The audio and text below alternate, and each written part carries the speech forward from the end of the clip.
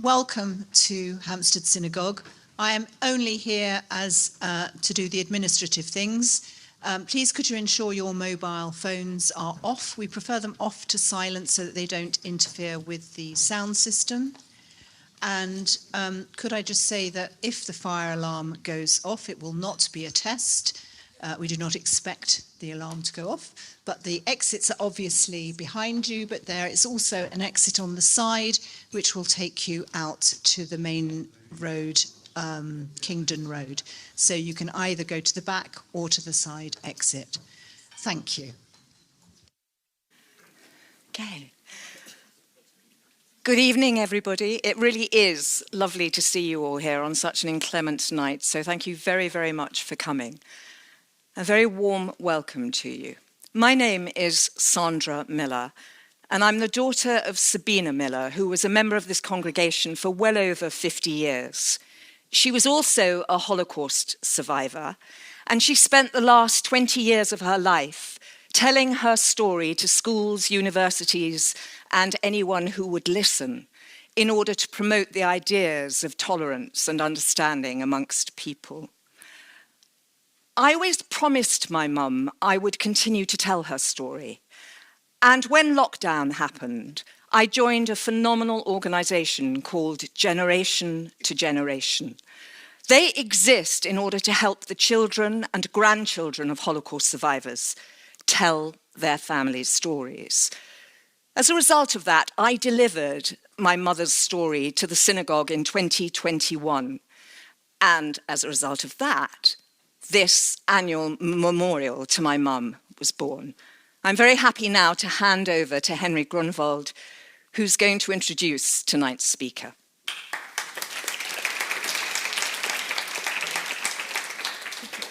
Sandra, thank you, and thank you for asking me yet again to chair this lecture.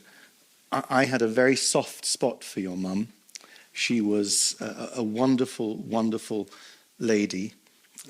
I don't know how many of you know all of her story or any of her story, but she was in the Warsaw Ghetto, and she suffered from typhus in the ghetto and lost consciousness and was almost given up for dead for 18 days. And when she woke, she found that her parents had died from typhus. And she managed to escape the ghetto and spent the rest of the war on the run from the Nazis. I'm not going to go into any detail. You should go to somewhere where Sandra is giving a talk about her mother to hear what Sabina went through and how she somehow came out of it as the wonderful, warm person that she was, and how grateful she was to this country for having allowed her and her husband, who'd been in the army, she'd met him in Poland and they came here, and some of the family are here. It's wonderful to see you all here, and I'm sure many of you know her. And as Sandra has said, she spent the last 20 years of her life talking about her experiences, not because she wanted people to see how wonderful she was, but because she wanted people to know what she had gone through, how it had come about, and most importantly, how you needed to learn the lessons from her to ensure that it never happened again. She was awarded the British Empire Medal a few years before she died. I think she treasured that, but probably she treasured even more becoming a freeman of the City of London. I think she felt that was really, really something. The city in which she'd come to live and built her life rewarded her by making her a freeman because of everything that she had done to spread the story about how bad things can get if we are not more careful. And that's why it's really wonderful that Sandra has managed to persuade. If I call you Lord once, is that permissible? Only once. Only once, because I've done it, so I can't repeat it. Alf Dubs is really wonderfully suited to talk about the issues that meant so much to Sabina and that mean so much to us. He really needs no introduction. So I'll limit it to this. He was one of Nicky Winton's boys. And if any of you have seen that marvelous film, One Life, Alison and I went to see it yesterday evening. If you haven't seen it, you must go and see it. And what shines out from that film is just how modest Sir Nicholas Winton was, and yet how much he achieved. To save one life is to save the world, as the Talmud tells us. He saved 669, I think, and thousands of people live and enjoy their life as a result of what he was able to do. If you've seen the film, you'll know that at the end there are tears in his eyes, because I think he realizes just how much more he'd like to have done, and he was never satisfied with what he'd done. So Alf came over here on the Kindertransport from Prague, where he was born, and he's had an amazing life in this country as a Labour MP, member of the House of Lords. You won't mind me saying this in a synagogue. He, I think, was the first humanist member of the House of Lords. Openly humanist member of the House of Lords. Openly humanist member of the House of Lords.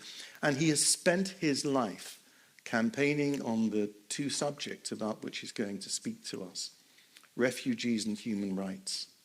And the role that he played in recent years in trying to limit, forgive me for putting it in this way, to limit the damage that successive governments have done in relation to the way that refugees are allowed into this country and treated when they're here, is really second to none. And he would probably wish to be most remembered for something that he did, but which didn't last terribly long, which was the child amendment to refugees, for bringing in unaccompanied children, which lasted for some time, was then removed by the government, and I know that Alf continues to try to make sure that that comes back in. So we're very, very fortunate to have him here with us tonight, and it's therefore with great pleasure that I hand over to Lord, second time, Alf Dubs, to speak to us about refugees and human rights. Well, thank you very much indeed for inviting me. Thank you for what you said, including the bit about Lords twice. Look, I'm flattered that you've invited me to this Sabina Miller Memorial Lecture. The more so as you've had two very eminent people speak on previous occasions, and so it's a great honour for me to be here. I'll say a little bit about my background. You've mentioned it already in passing, but the Nicholas Winton film One Life, which I've seen twice, and I have to say the tears poured down my face the first time, and when I saw it the second time, I thought I'd be hardened to it. Not a bit of it. The tears poured down my face again. I suppose because the film triggered memories, which was sort of the back of my consciousness and which came forward in my consciousness. But it was a remarkable film. And if I can say just a little bit about Nicky Winton, there are times in life when people go along and they see something awful, and they say awful and walk away. And Nicky Winton saw what was happening. It was awful, and decided he would not walk away. He could not walk away, and he decided he'd do something with other people, but he would decide to do something. And so I got to know him. I got to know him pretty well. He was a great talker. I said to him once on his 102nd birthday, "Nicky, how are you?" And he said, "Well, I'm fine from the neck upwards." It's a nice comment. And he was intellectually, till his 106th birthday, when I thought he was fading a bit, he was absolutely sharp and good company, and always anxious to see what else could be done, whereas he was very modest as well. And I thought in the film it was uncanny. The actor who played his part did it so well that I could hardly believe it wasn't Nicky Winton himself, if that's anything. It was brilliantly done.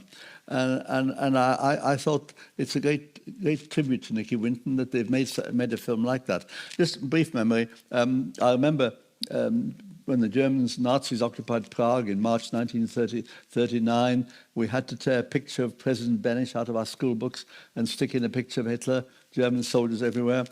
And anyway, my mum saw me off at the station, and interestingly, about a year ago, we had a reunion on the same platform with the Czech Prime Minister to commemorate the Kindertransport. And it was quite uncanny being on the same platform, I don't know, 85 years later than when I had departed. And the Czechs made quite a thing of it, as they have done at their embassy for most of Nicky Winton's birthday parties. Although when he was 100, his birthday party was at his house in Maidenhead. His MP was Theresa May, and she popped up for his 100th. Well, I mean, you know, MPs would, if somebody's 100, MPs would go along, wouldn't they? And she was better than her successors. Okay, so anyway, it was quite an experience to get to know him and be friendly with Nicky Winton. Just want to say one couple of little things. I was trying to get elected to Parliament, and in the 1970 election, gosh, that seems so long ago, I was Labour candidate for the cities of London and Westminster, which after all is a central constituency in London. And who was my opponent? Christopher Tugendhat. So we had the spectacle of a refugee from Vienna competing with a refugee from Prague. and you know, the media never picked that up. They just, and then when I got elected for Battersea sometime later, and I was put on a committee dealing with British nationality, and there was a small public bill committee. And I thought to myself, this is amazing. Here am I, by then, of course, I was a naturalised Brit, in a committee dealing with the future of British citizenship. I thought that was quite something. And I think in those days, the opportunities were pretty good. Anyway, can we remind ourselves a bit about recent history as regards refugees and human rights? Because although I've been involved for some time, and I was at the Refugee Council between the Commons and the Lords, nevertheless, you know, I'm going to talk more about the parliamentary side of it because it's the most recent thing. And I was talking to Yvette Cooper, and there was a bill going through Parliament, and it seemed appropriate to put down an amendment about children, because there were children in Calais and elsewhere, many of them, all over Europe. So I put down an amendment that we should take some of these. And by the way, I never called it the Dubs Amendment. The media did that. I would never be so vain as to do that, but that's what happened. I put down the amendment, and Theresa May's Home Secretary then summoned me in, quite interesting, and said, would I please withdraw the amendment? Because I said, why? She said, well, if these children come, others will follow. So I said, well, just a minute. First of all, there's no evidence that it works like that. But secondly, and more importantly, we can't turn our back on young people who are sleeping rough in the jungle in Calais and elsewhere. So we agreed no deal. And all along, I've said that we don't want any campaign on behalf of child refugees to be the property of one political party. So I've tried to reach out to other parties. And even when my amendment was going through, some government ministers came up to me and said, keep going with your amendment. And I said, but you're not supposed to say that. You're a government minister. I said, never mind, just keep going.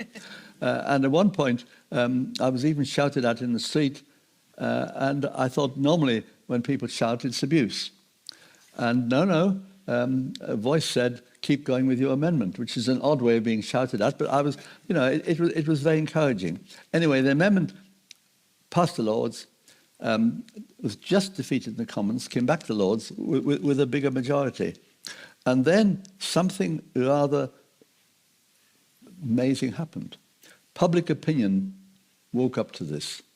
I think because they saw pictures of a little Syrian boy, Alan Kurdi, drowned on the Mediterranean beach, and public opinion woke up to it. That brought pressure to bear on MPs, and so Theresa May summoned me in again and said she proposed to accept the amendment. And it was just, I think, the fear of losing a vote in the Commons that happened. Anyway, it was an interesting time, and I thought that public opinion played a key part in it. And I spent a lot of my time saying we've got to do our best to keep public opinion on our side. Now, of course, they then cut the numbers. There was no figure in the amendment, in the final amendment, but they cut it down, and they said to me, I said, why? And they said, well, we're keeping it to 480. And I said, why? I mean, 480 is still 480 individual lives, but 480. And they said, well, there aren't enough local authority foster places. So with Safe Passage and one or two other NGOs, we did a survey and we found 1,500 foster families who were willing to take children. So I was a bit taken aback by that. Now, the next thing I was taken aback on was this.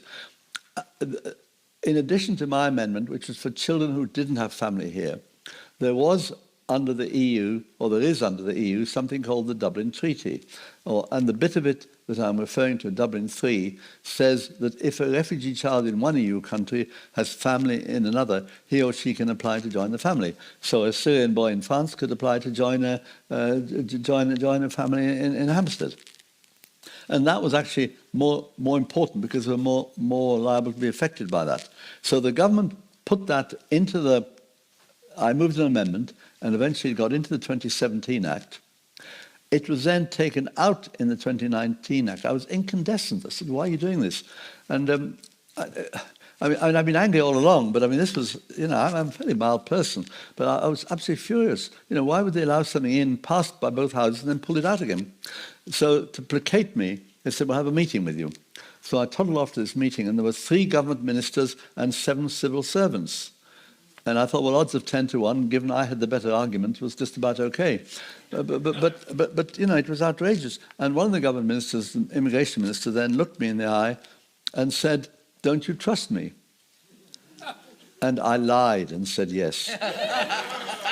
I also said, but I don't trust the government to recover. And I don't know, what do you do when somebody says, anyway, in the end, he... I said, you mightn't be minister in your job anyway, and he wasn't. 6 weeks later, he was moved on to something else. So, and of course, none of the children came anyway. I'm very few. It pretty well effectively stopped that. So that was, I'll come on to some later legislation in a moment or two. I would say that things that have impressed me have been, one is the volunteers working with the refugees either in the jungle in Calais or what's left of it, or in other refugee camps. There's some young people, mainly but not entirely from this country, who do a fantastic job in difficult conditions, providing food, clothing, and generally providing support for refugees. And the faith groups have been fantastic. I mean, the first time I went to Calais, there were 12 of us, including 5 rabbis, which is probably okay, average sort of 5 rabbis in one go. But it was interesting, and the faith groups in particular have been very, very positive. And bearing in mind, and the Jewish community especially, bearing in mind that many of the refugees are Muslims, I think it's something which needs to be said a bit more about the positive approach in what are very difficult times at the moment, the positive approach by faith groups, particularly the Jewish community, to being supportive of refugees. And then there are schools. I think talking to schools is particularly rewarding because in their common parlance, they get it. They really do understand. And I've talked to schools, and some of them, it's all I can do afterwards to stop them leaving school and becoming volunteers in some of the refugee camps. And that's a tremendous tribute to our young people in this country, that they are willing and anxious to be helpful in difficult physical circumstances. They don't get many plaudits. They don't get many problems, but they are. And then there are some NGOs like Safe Passage and so on who do a lot of work, a lot of very good work. Let me say this, that I think our policies, I'm obviously very alarmed at our policies, and they've got worse in the recent past. We've got a backlog of 100,000 asylum claims waiting for their claim to be determined. And this makes it very difficult. And of course, we've had government ministers say their most outrageous things. I mean, compared to her successors, Theresa May was a shining light. And I wasn't very happy about her. But I shouldn't get too party political here, should I? I just think if we are to be welcoming to people who come from other countries, whether it's Afghans, Sudanese, Ukrainians, or whatever, then a little bit of encouragement from government ministers wouldn't come amiss, rather than talking about them being invaders. Invaders are normally the enemy of any country. So I'm very disappointed by that, but I'm going to move on into history, because I want to talk about the local welcome in a minute as well. So we've had the 2017 and 2019 Act, and then we had the Ukrainian situation. Now look, let me just tell you a little story. I was approached by a family who were hoping to have a Ukrainian girl stay with them. I think a family in Birmingham. And normally I pass this on to the local MP because they have access to the family. Anyway, I called the little girl Valia for short. Her father was fighting. Her mother was looking after other members of the family in Ukraine. And this little girl had gone a bit further west in Ukraine, but she was on her own. And there was a time when for a week she could apply for a visa to come here. Now, the MP her own MP had been fobbed off. The MP of the family had been fobbed off because they said the Ukrainians won't allow it and the Home Office won't accept it. Well, the Ukrainians, when I approached them, said, yeah, fine, if the family are happy, of course we're happy. And it turned out, I talked to one of the government ministers, and he said, it's the Home Secretary, well, he made it very clear, it was Priti Patel. And the reason she was blocking it was, she apparently said that safeguarding wasn't sufficient. We had gold-plated safeguarding. The family had each been vetted. They're both teachers, had been vetted. The school had been vetted. The local authority was happy. And that surely was preferable to a 17, 16-year-old girl in a war zone, frightened for her life, locked herself in a room because she didn't dare go out. I mean, what was going on? Anyway, the nice bit of the story is the government minister, whom I met twice, and also talked to him, shouted at him in the Lords. He said to me, I said, what can I do? And he said, shout at me. So the government, so I shouted, and it worked. And she, well, it doesn't usually, but, and she came, and the nice story is I had her and her foster mum for lunch in the Lords, and she was just about to do her A-levels. Wasn't that nice? And she spoke very little English when she came. So there's a nice ending. But of course, how many other girls like Valia or young people like Valia were denied an opportunity which they should have had because we actually said it. So in the meantime, I've been to refugee camps, not just in northern France, but in Greece, on the island of Lesbos, and even in Jordan. And the situation is very depressing. And where there are no safe and legal routes to come to this country, which is what my amendments were intended to achieve, then of course, what option is there but for people to find other ways of getting here? Nobody wants to force people to come by boat. They shouldn't have to. And we can't take them all, but we can take some of them. And all I'm arguing is that we should take our share of these vulnerable people, especially the young people.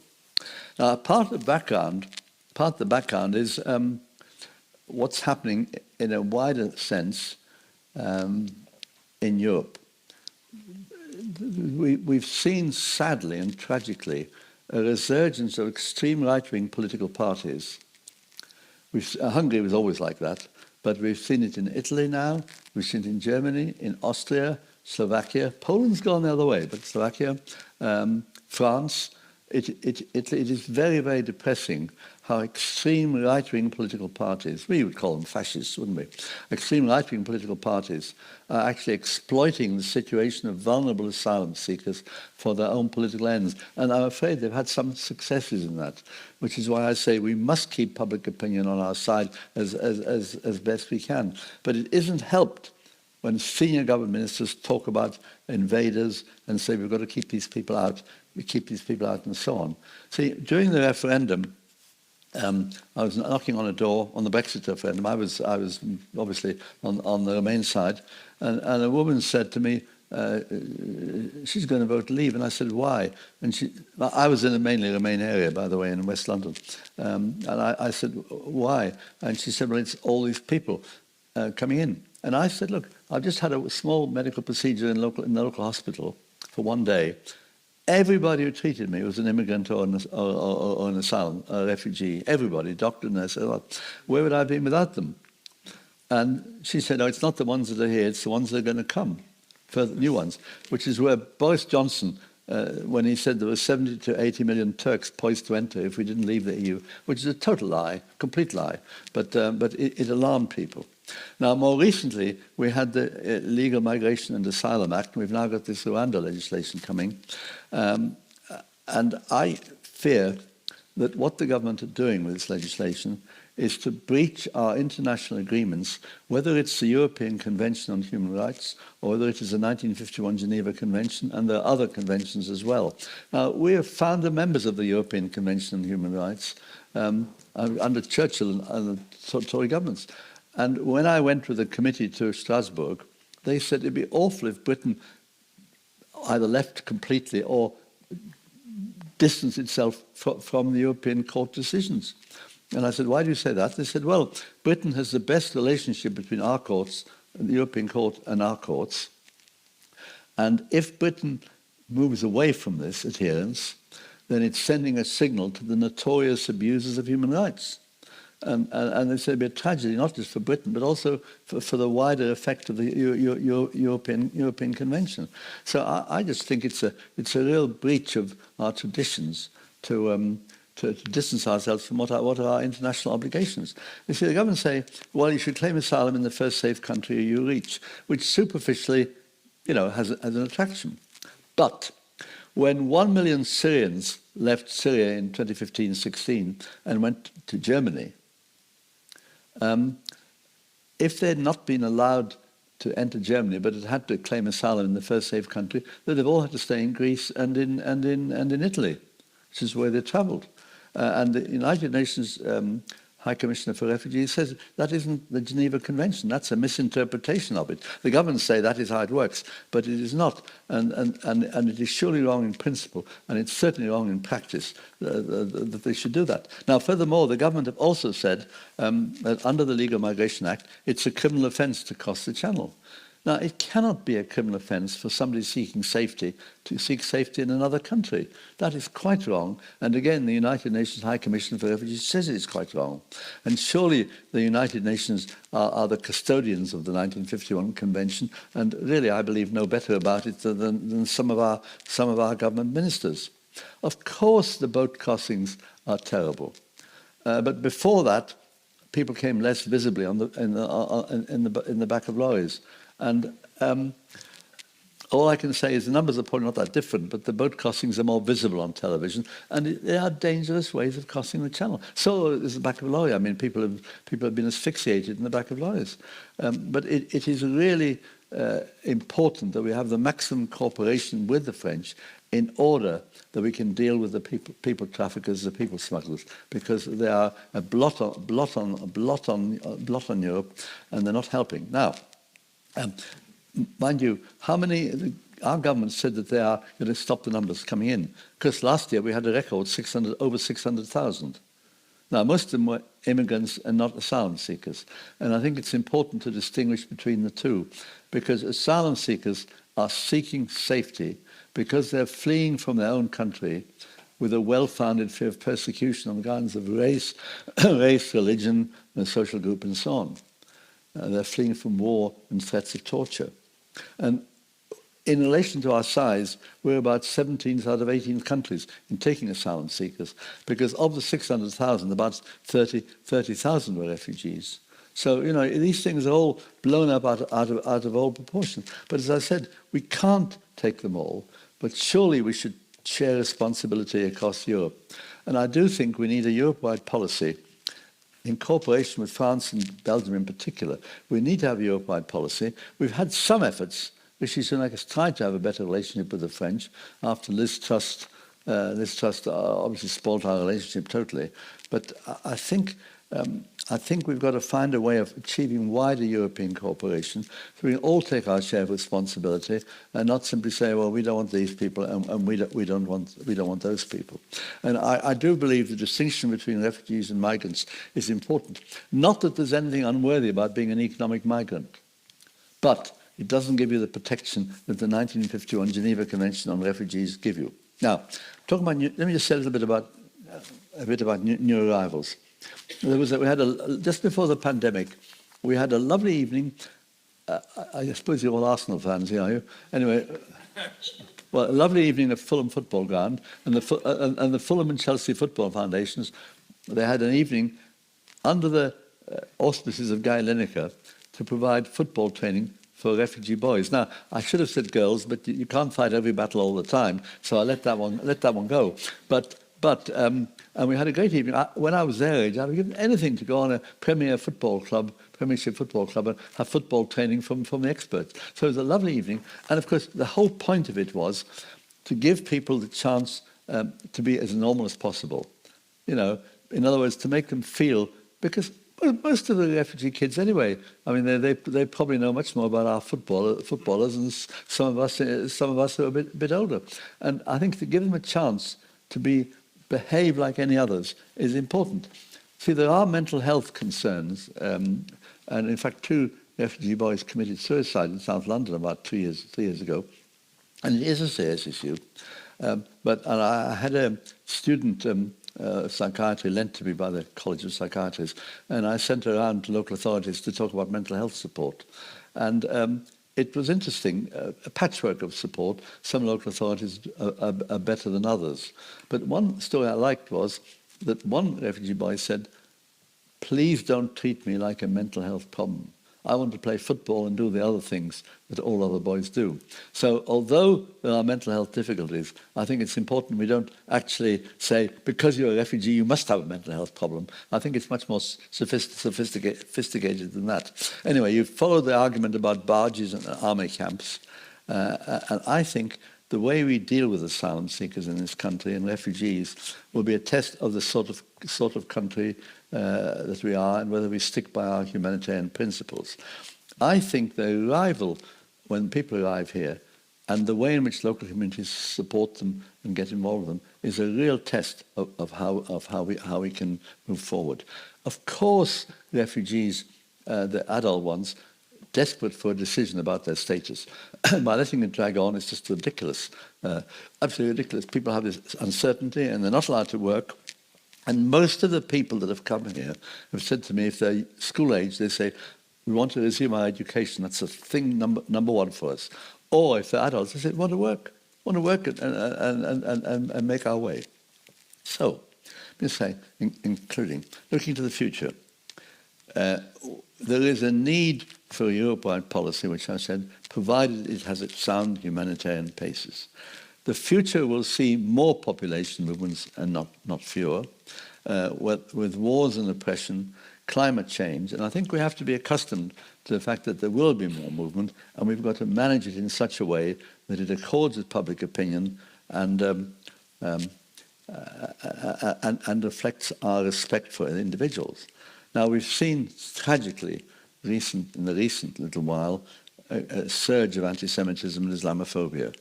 I find it so depressing that people no longer feel safe in this country when they felt safe before. I don't have to tell this audience; you understand it. You understand it perfectly well.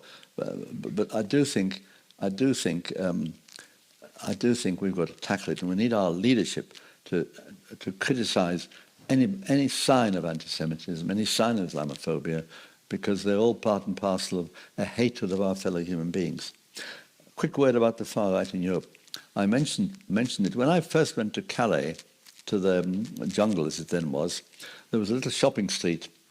And in that shopping street, there were displays of tear gas canisters and rubber bullets. And I said, what are they for? And I was told the then French government was anxious about the National Front being active in the Calais area. And therefore, when they'd cleared half the jungle, they'd used tear gas and rubber bullets. I said, but look, this is unacceptable. You don't defeat fascism by behaving like a fascist. Anyway, unfortunately, as I mentioned earlier, the far right has had a resurgence, and it is our job to understand that, and our job to see if we can do better. I see in Germany there have been demonstrations now against the far right, against what the far right is saying, which I think is a healthy sign that in Germany there are now demonstrations. I know we can all be critical of Germany, but in some ways they're not doing too badly at the moment in their general attitude. So I think these demonstrations are a good thing. Finally, let me say this. I went to Jordan. There's a refugee camp in Jordan called Zaatari. It has about 70,000 people in it. It's better than most refugee camps because it has prefab buildings, it has electricity, water, sanitation, and so on. And I was talking to a young Syrian man, about 40 miles from the Syrian border, and I said to him, well, tell me about yourself. He said, well, I finished my education in the camp, it's good. I've tried to get a job in the camp, I can't. I've tried to get a job outside the camp, and I can't. And I said, well, so what are you going to do? I said, there's no hope for me. And I think our job, as people who believe in humanitarian instincts, is to give at least some of the refugees who are fleeing a bit of hope. That's the one thing we can give them, and I think that's why that underlies my attitude to some of the policies on refugees, and I wish that I think we can do a lot better than we're doing. And lastly, may I make a plea?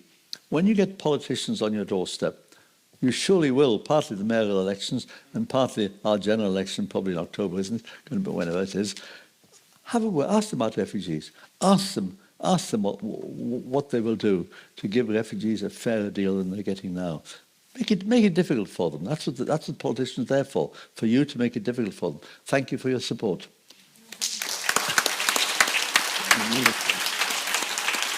Wonderful.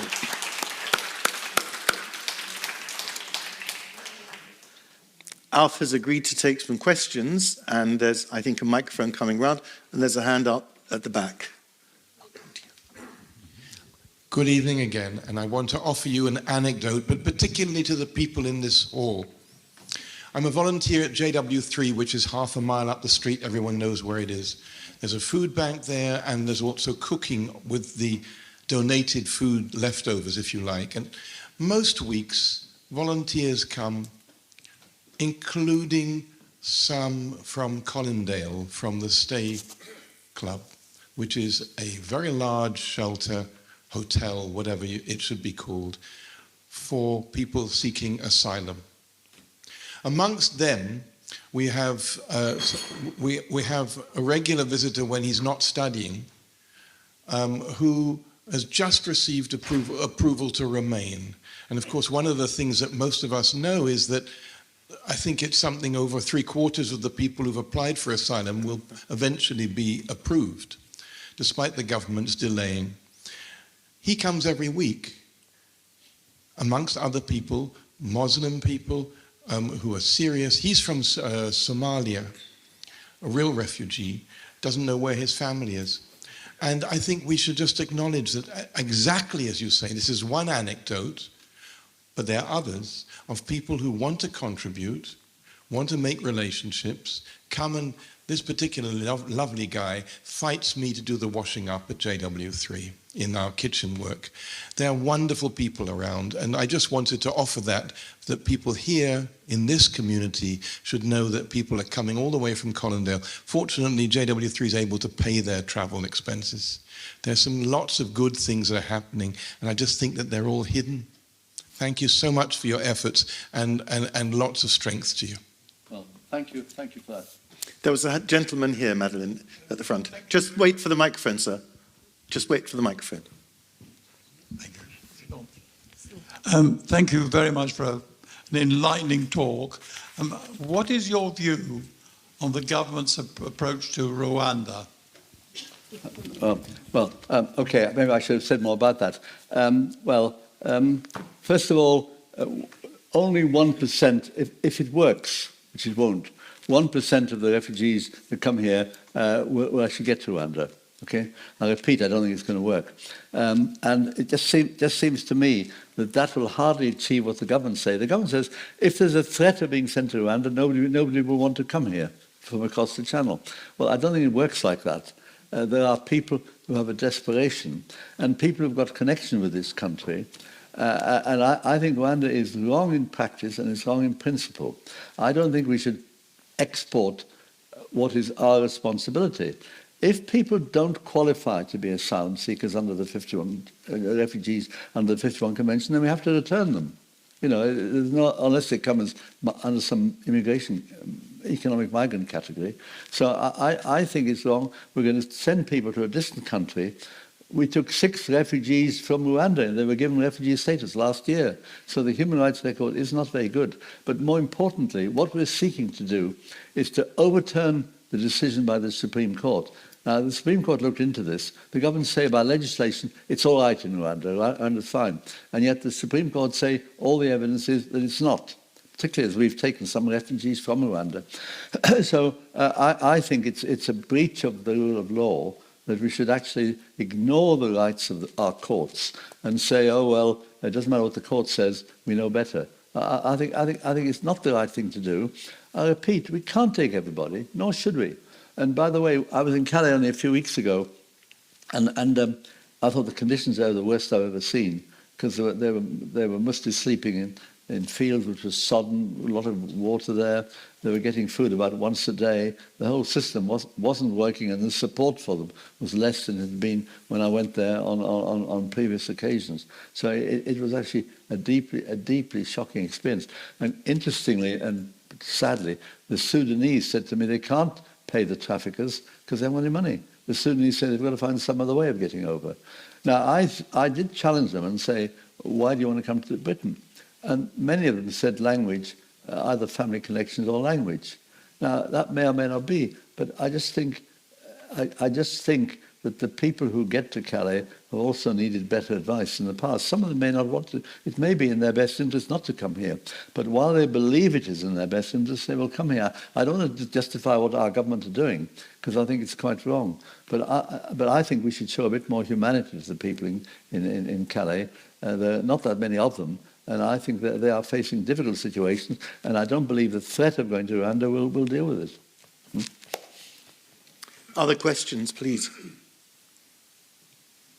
Yes, at the back. Just while the mic's going there, the Prime Minister said at the end of last week, he more or less threatened the House of Lords, where I won't call you Lord, but where you sit, that not to interfere with the will of the people on the Rwanda bill. Now, I just wonder whether in this room there's anybody whose will it is that the Rwanda bill should be successful and go through. It's not really the will of the people, is it? Yeah. Yes, question. Do you mind if I just answer please. Your implicit question? Because I was quite shocked when the Prime Minister said that. Look, first of all, bluntly, I think the Lords should be elected. You know, I'm not justifying the present structure. But while it is there, we have a second chamber. Our job is to scrutinise government legislation. And we can amend it. We can't reverse the whole thing, but we can amend it. And we had 20 amendments to the legal migration bill when we first had to go at it. It's a sign of the strength of feeling. But if the Prime Minister thinks we shouldn't have a second chamber, why doesn't he say so? If he thinks, all Prime Ministers say, well, the will of the people is expressed in the Commons. Well, I'm not sure it is, although Prime Ministers like to make that claim. But I do think if he doesn't believe in a second chamber, then he's tearing up another bit of our constitution. If he said, let's have an elected Lords, okay.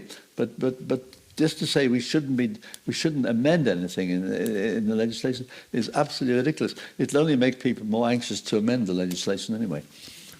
Gabriel. I was thinking about the Ukraine war and the behaviour of Poland, who seem to have opened their borders to the refugees at the beginning of the conflict.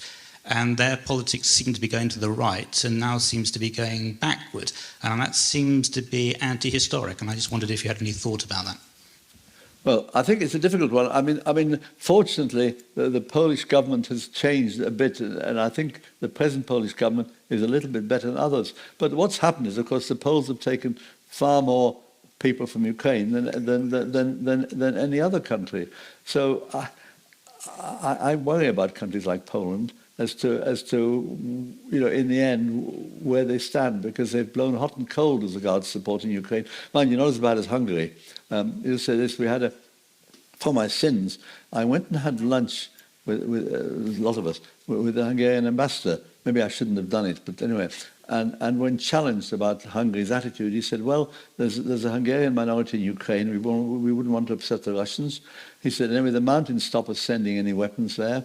And generally he was trying to find excuses for Hungary not helping. And indeed, Hungary's position is worse, because they won't allow Sweden to join NATO. So the Hungarians are even worse than the Poles. I'm hoping the Poles have got a little bit better through the change of government. I'm hoping. Other hands, please. Yes, there's a hand. Right, Madeline, second row here.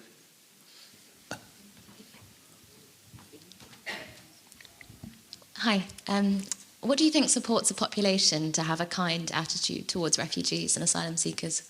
What do I think that supports a population to have a kind attitude towards refugees? Well, look, first of all, I think we need a leadership that is welcoming to refugees, as opposed to expressing hostility. I think we need from the government to have a proper treatment of refugees, and then we need to have help for local authorities, who then in turn support local communities. But a lot of the effort has to come from local communities. All the evidence is that where local communities are supportive, there's a much better relationship with refugees. For example, in Hammersmith, there's a centre, and once a week they have an open day for immigrants and refugees, and the different nationalities take it in turns to provide lunch and food, and their English classes and so on. So there are a lot of good initiatives taking place locally, and that is very positive. But how we tackle public opinion, I would, a bit of me says I'd like to find about 10 people like Guy Lineker from different fields of life who all speak out on behalf of refugees. I know you got into trouble with the BBC, but the BBC is increasingly government controlled, as far as I can tell. But that's a different argument. I think he's spoken out, and I think great tribute to him. You know, he's done it, and that's proper. And I think if we can get eminent people from different bits of life, where they wouldn't normally be supporters of refugees, they would normally make comments, I think we can build up a bit of a head of steam, and I'd like to find other people like Guy Lineker and some of the footballers and so on. After all, the Manchester United footballer changed the whole way in which children got meals at schools. So it's possible that some of these people are more effective and more persuasive than politicians. So I'm thinking if we can line up a lot of people like that, we could well help. But in the end, it's the local response that matters. You know, I talked about Guy Lineker and Fulham Football Ground, but actually I went to about the same time I went to a football match in a local park, and there were just Syrian boys and other boys just playing football. And that is the way it should be. That is by far the best way. And schools can do a great job in helping refugee kids to be, to feel part of the local community. Obviously, one has to respect their culture and their traditions as well. But I think at a local level there can be very welcoming movements, and I just think local initiatives often are the best. But one needs a bit of help from the centre. And if the government at the centre say their main policy is to keep people out of the country, it's hardly going to encourage local people to say, well, if they're supposed to be out of the country, why should we bother? So the government really have a lot to answer for. And I wouldn't have said it about previous Tory governments, well, going way back. They weren't like that. But I'm sorry that this government is being really pretty horrid about this. Yeah. Other questions? Yes, again here, and then we'll come to the back. Hello.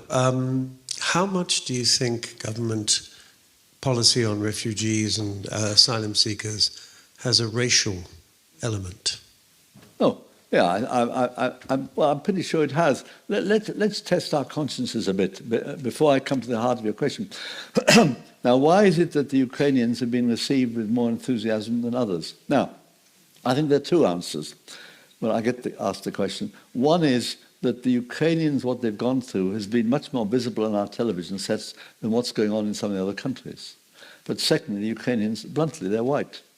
And I think both are elements in this, and I think we should be quite honest about it, which is why I think the way in which the Jewish community in particular has embraced refugees from Afghanistan and Syria and so on is that much more commendable, you know.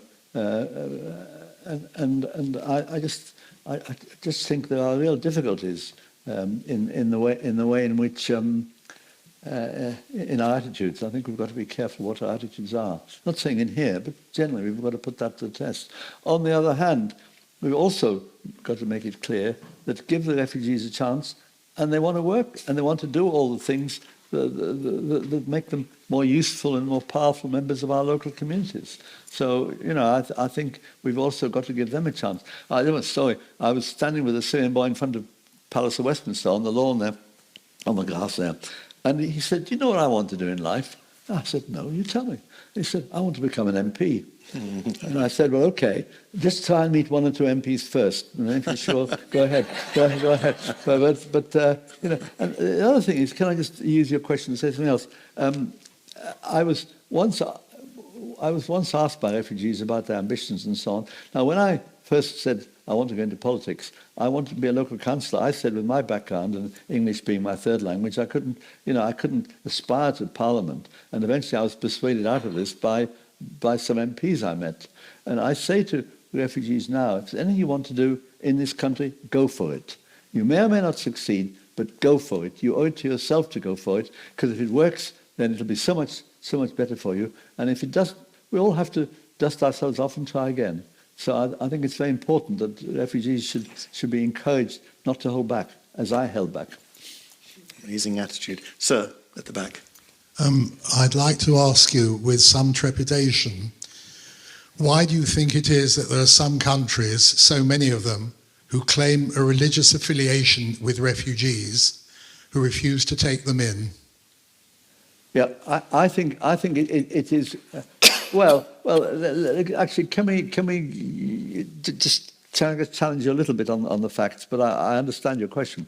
Look, Turkey has taken about 3 million Syrians. Jordan and Lebanon about 1 million each. So those three countries have been very positive in taking refugees, and the refugees in Jordan are a significant proportion of the total population.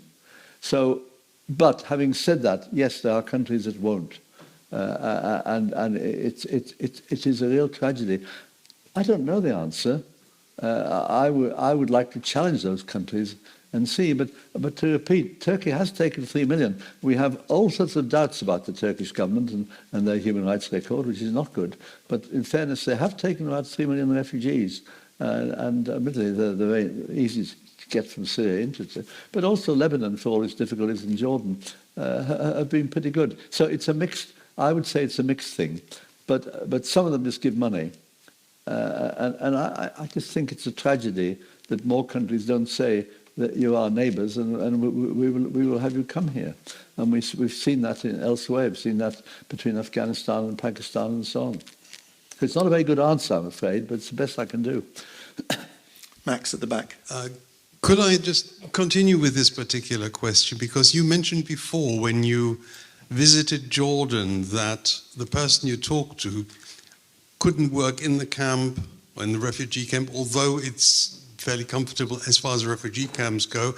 He couldn't work outside, so it seems to be that although they take large numbers of refugees, they don't integrate them. I think that also relates to some other questions we may be familiar with. Well, can I say this, that although I haven't got the right figures, but refugees in Jordan are, 30 or 40% of the total population. So the actual pressure on Jordan and the job market is intense. So in one sense, the Jordanians, who are after all one of the most sensible countries in the region, I think, can I say that? Yes, I think they are. They actually have tried fairly hard. But maybe they haven't got jobs. They also have tensions. And if they give jobs to refugees, their own people don't have jobs. And the position is not that secure. But I think it's the numbers in Jordan. They've exceeded the capacity of the Jordan job market. On the other hand, we have job vacancies up and down the country here. I mean, that's why we have so many inward migration. I mean, the hospitality industry in parts of the country is hardly functioning because they haven't got enough people. So that's why Angela Merkel, when she took 1 million Syrians in 2015, 2016, was doing it partly because it was a good thing to do, but also partly because she could see the German labour market also needed the people. So I think we've got to get the balance right. And in a way, I don't blame the Jordanians. I think they've done pretty well in taking as many as they have done in difficult circumstances for them. For us, the figures are tiny in comparison, and I think we're a rich country, and I believe we can do a bit better. Other questions? May I ask one? And I hope it's not too personal. You came over on one of the Kindertransport from Prague. I think at the time your father was in the UK. Yeah. So you hoped to meet up with him. Yeah. But it must still have been an enormous rip in your life to have to say goodbye to your mother and take this long train journey to a different country. Tell us what was in your mind at the time, what you can remember of it. Well, first of all, my father was Jewish, my mother wasn't. That. And when my father, apparently he said to his cousins that if the Nazis come to Prague, my father's going to get out. And they said they'll take their chance. In 1942, the Gestapo took them to Auschwitz. So my father was right in knowing something. Now, look, what happened then was my mother was refused permission to leave, and so she put me on a Kindertransport.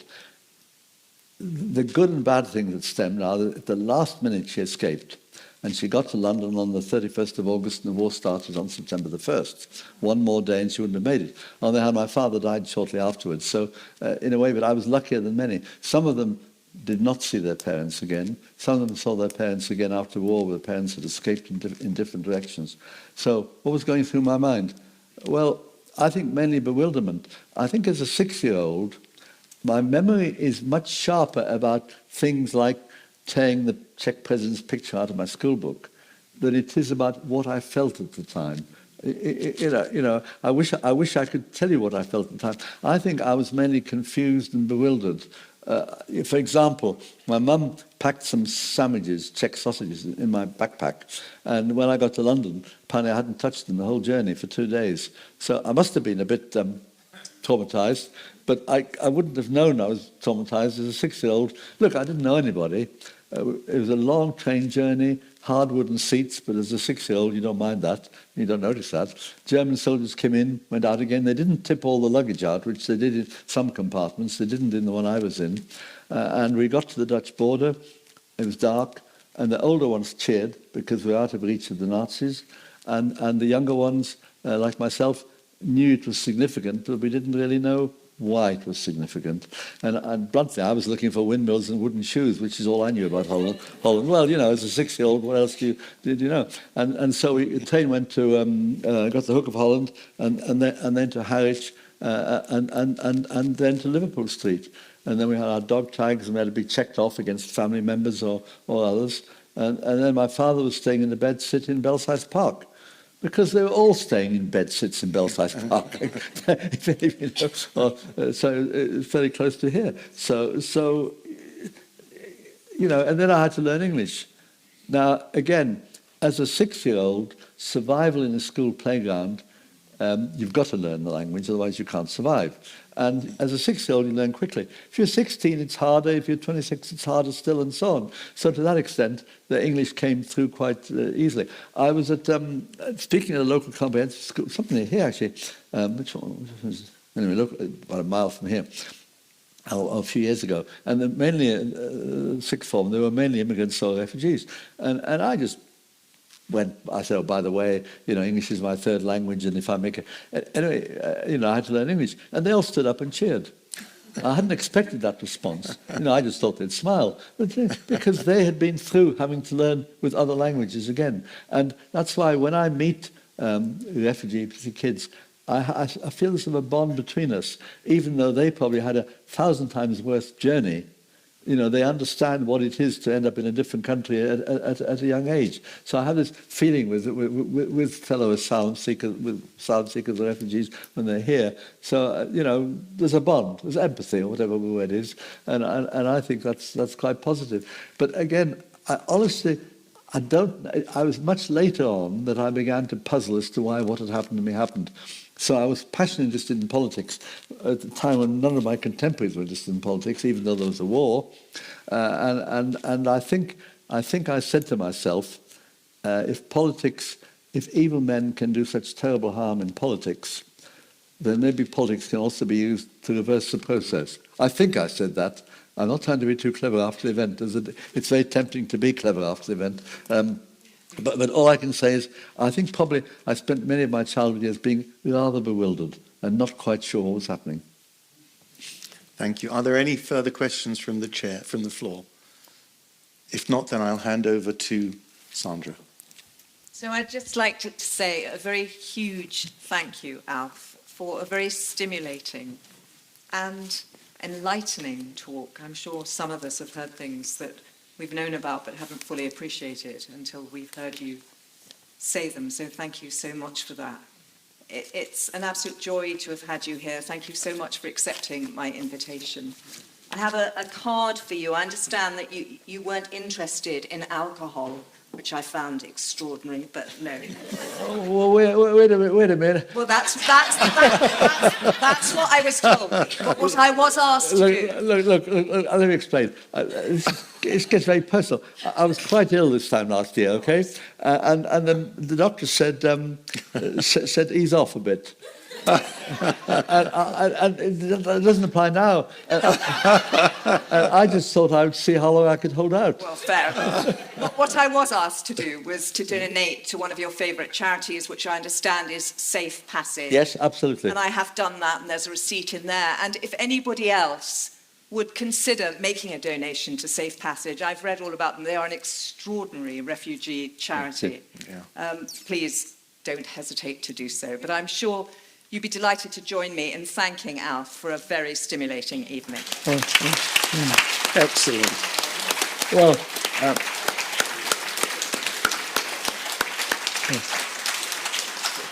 well, can I say thank you? Thank you for turning out in such large numbers on a lousy evening for weather. Thank you very much indeed for your stimulating questions. And thank you for this. Look, I don't know how to explain this alcohol business.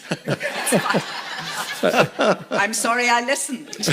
Except to say this is particularly welcome because it goes to a worthwhile cause. And if you give me alcohol, I might just have had to drink it. So this is worthwhile. Thank you.